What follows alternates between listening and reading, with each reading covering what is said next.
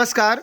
मैं हृदय कुमार पूर्वी चंपारण से आप सबों का स्वागत करता हूं। सबसे पहले आप सभी दर्शकों को मकर संक्रांति की हार्दिक शुभकामनाएं। जैसा कि आप थंबनेल देख रहे हैं कि विशिष्ट शिक्षकों के प्रान नंबर जनरेट करने हेतु पत्र जारी हो चुका है। बाकी सभी जिलों से भी प्रान नंबर जनरेट करने हेतु पत्र जारी हो जाएगा। रिटायरमेंट डेट डालने पर मार्गदर्शन भी दिया गया है कि रिटायरमेंट डेट हम क्या डालें। साथ में इसमें लिंक को और प्रोसेस को, डायग्राम को भी स्पष्ट किया गया है। हिदायत भी दी गई है कि किस तरीके से आपको प्रान नंबर नहीं जनरेट करना है और किस साइट से जाकर के आपको प्रान नंबर जनरेट करना है। तो इन्हीं सारी बातों की जानकारी आज के इस पत्र में बताया गया है। तो चलिए, अगर आप मेरे चैनल पर नए हैं तो अपने चैनल को सब्सक्राइब जरूर कीजिएगा, बेल आइकन जरूर दबाइएगा। अगर ये वीडियो अंत तक आपको अच्छा लगे तो सबसे अधिक इसे शेयर कीजिएगा। आइए, सबसे पहले हम देखते हैं कि कार्यालय जिला शिक्षा पदाधिकारी नवादा का एक पत्र जारी हुआ है जिसमें ऑनलाइन प्रान जनरेशन प्रोसेस को बताया गया है।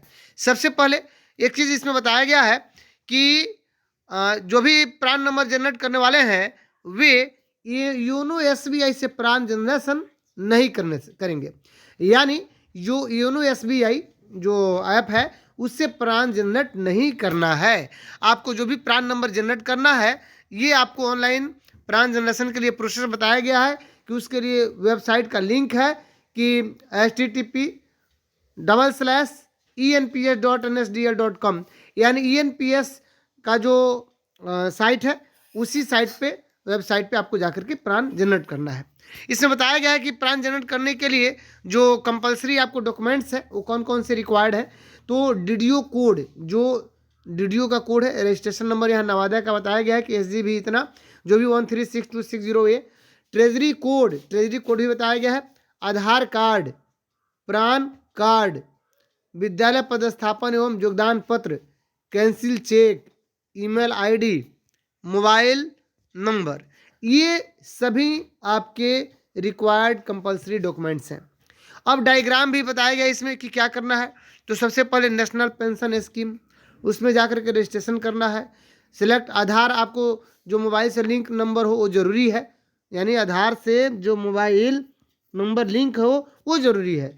फिर गवर्नमेंट एम्प्लॉई आपको ओके करना है। एम्प्लॉयर स्टेट गवर्नमेंट बिहार को सिलेक्ट करते हुए डीडीओ रजिस्ट्रेशन नंबर आपका वहीं जो ऊपर दिया हुआ है, ट्रेजरी कोड देते हुए इंटर आधार नंबर और OTP आएगा, verify OTP, mobile number and email ID, ये सब आपको करना है। एक तरह से ये डायग्राम दिया गया है। अब बात इसमें और क्या है कि बैंक एंड एम्प्लॉय डिटेल्स आपको भरना है, नॉमिनी एंड स्कीम डिटेल्स भरना है, फोटो एंड सिग्नेचर डिटेल आपको डालना है, उसमें फोटो अपलोड करना होगा और सिग्नेचर डिटेल भी अपलोड करना होता है। नॉमिनी यानी जो आप नॉमिनी रखेंगे, जो जैसे स्पाउस, पति पत्नी, जो भी कोई अगर एक गवर्नमेंट जॉब में है तो पत्नी है तो पति का, पति है तो पत्नी का, ये देते हैं नॉमिनी में। बैंक एंड एम्प्लॉय डिटेल्स ये तो देना ही पड़ेगा, डॉक्यूमेंट अपलोड करना पड़ेगा और नोट में दिया गया है कि आप योनो SBI से प्रान जनरेशन आपको नहीं करना है। और इस पत्र में ये भी बात बताया गया है कि रिटायरमेंट डेट डालने पर मार्गदर्शन है कि आखिर हम रिटायरमेंट का डेट कैसे डालें ताकि कोई गलती नहीं हो प्रान जनरेशन में और रिटायरमेंट के समय तक हमारा जो NPS है वो इस प्रान नंबर से उस खाते में जमा होता रहे। तो नोट में बताया गया है कि वैसे विशिष्ट शिक्षक जिनका प्रान नंबर पूर्व में आवंटित है, तो मैं बता देना चाहता हूं कि प्रान नंबर पूर्व में किसी विशिष्ट शिक्षक का शायद आवंटित होगा ही नहीं। तो वैसे विशिष्ट शिक्षक जिनका प्रान नंबर पूर्व में आवंटित है, वैसे विशिष्ट शिक्षक अपना प्रान नंबर डीडीओ डैश पर शिफ्ट करेंगे, यानी उस प्रान नंबर को अब यहाँ पे शिफ्ट करेंगे, चूंकि यहीं से आपका जो NPS की कटौती होगी और इस प्रान नंबर, उस प्रान नंबर में ये पैसा आपको डाला जाएगा। तो अब आ रहा है कि उक्त नोट 1 के संदर्भ में स्पष्ट करना है कि बिहार सेवा संहिता के संगत प्रावधानानुसार जिन कर्मियों की जन्म तिथि माह की 2 तारीख, कहने का मतलब है कि आपका जन्म तिथि अगर 2 तारीख से 31 के बीच में किसी भी महीने में हो तो उस महीने की अंतिम तिथि को रिटायरमेंट डेट होगा। लेकिन अगर आपकी जन्म तिथि 1 तारीख हो किसी भी महीने की, तो आपका रिटायरमेंट डेट आपको उस 1 तारीख के पहले वाले जो महीने हैं उसके अंतिम तिथि को होगा। यही स्पष्ट किया गया है। हालांकि उसको हम लोग देख लेते हैं कि क्या लिखा गया है कि जन्म तिथि माह की सेकंड तारीख और बाद में पड़ती है, मैंने 2 तारीख या उसके बाद पड़ती है, उनकी सेवानिवृत्ति की तिथि 60 वर्ष की आयु होने पर, यानी 60 वर्ष के बाद भी वो जाएंगे 28-30 दिन, माह की अंतिम तिथि को होगी।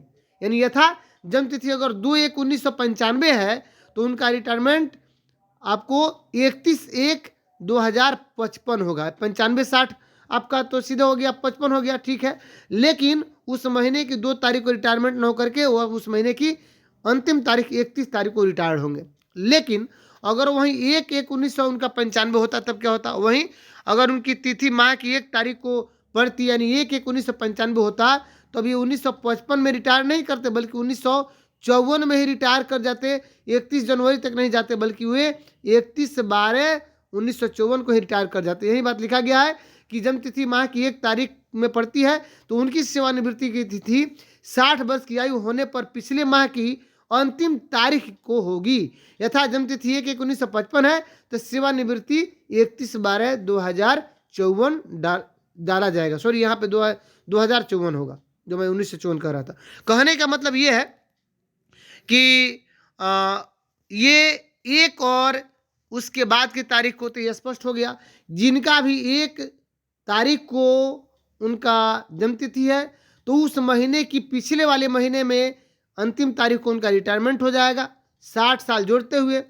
और अगर 1 के बाद 2 से किसी तारीख को है तो उस महीने की अंतिम तारीख को उनकी रिटायरमेंट डेट होगी। इसी बात को इसमें बताया गया है। तो चलिए, सबसे अच्छी खबर है हमारे कार्यालय जिला शिक्षा पदाधिकारी नवादा के द्वारा विशेष शिक्षकों के लिए, चूंकि प्राण जनरेशन के लिए उन्होंने पत्र जारी किया हुआ है और इसमें प्रतिलिपि में सभी विशेष शिक्षकों को सूचनार्थ एवं अनुपालनार्थ प्रेषित है। जिले के सभी चिन्हित मध्य विद्यालय के प्रधानाध्यापकों को सूचनार्थ एवं आवश्यक कागजात प्रेषित है। जिले के सभी माध्यमिक उच्च माध्यमिक विद्यालय के प्रधानाध्यापक या प्रभारी प्रधानाध्यापक को सूचनार्थ एवं आवश्यक कागजात प्रेषित है। और जिले के सभी प्रखंड शिक्षा पदाधिकारी को भी ये पत्र लिखा गया है सूचनार्थ। तो कहने का मतलब ये है कि बाकी जिलों में भी ऐसे ही पत्र निर्गत किए जाएंगे, जारी हो जाएंगे। बस इंतजार कीजिए 1-2 दिन। चूंकि आप सभी योगदान कर चुके हैं जनवरी माह में विशिष्ट शिक्षक के रूप में, जो भी हमारे सक्षमता 1 के जो सफल अभ्यर्थी हैं, तो चूंकि जनवरी 2025 का जो वेतन है ये आपको हर हाल में मिलना चाहिए फरवरी में, तो उसके लिए ये काम शुरू कर दिया गया है कि जब तक प्राण जनरेशन नहीं होगा आपका वेतन नहीं बनेगा। HRMS पोर्टल से आपके वेतन को अब ये सब कुछ प्रोसेस में लाया गया है और उसी के थ्रू आपका वेतन होता है पेमेंट। तो इसलिए प्राण जनरेशन बहुत जरूरी है चूंकि आपकी NPS की कटौती हो सके। तो चलिए, बाकी जिलों में भी ये निकल जाएगा। चलिए, तो ये वीडियो आपको अच्छा लगा तो सबसे अधिक इसे शेयर कीजिएगा। अगर आप मेरे चैनल पर नए हैं तो अपने चैनल को सब्सक्राइब जरूर कीजिएगा, बेल आइकन जरूर दबाइएगा ताकि अपडेटेड वीडियोज़ का नोटिफिकेशन मिल सके। और ये वीडियो आपको अच्छा लगा तो सबसे अधिक इसे शेयर कीजिए। बाकी जिलों में भी ये मैं चाहता हूँ कि जल्दी जल्दी निकले इस तरह का लेटर। तो ये पुनः आप सबों को मकर संक्रांति की हार्दिक शुभकामनाएं। इन्हीं शुभकामनाओं के साथ विदा लेता हूँ। मिलते हैं फिर नेक्स्ट वीडियो में, तब तक के लिए थैंक यू।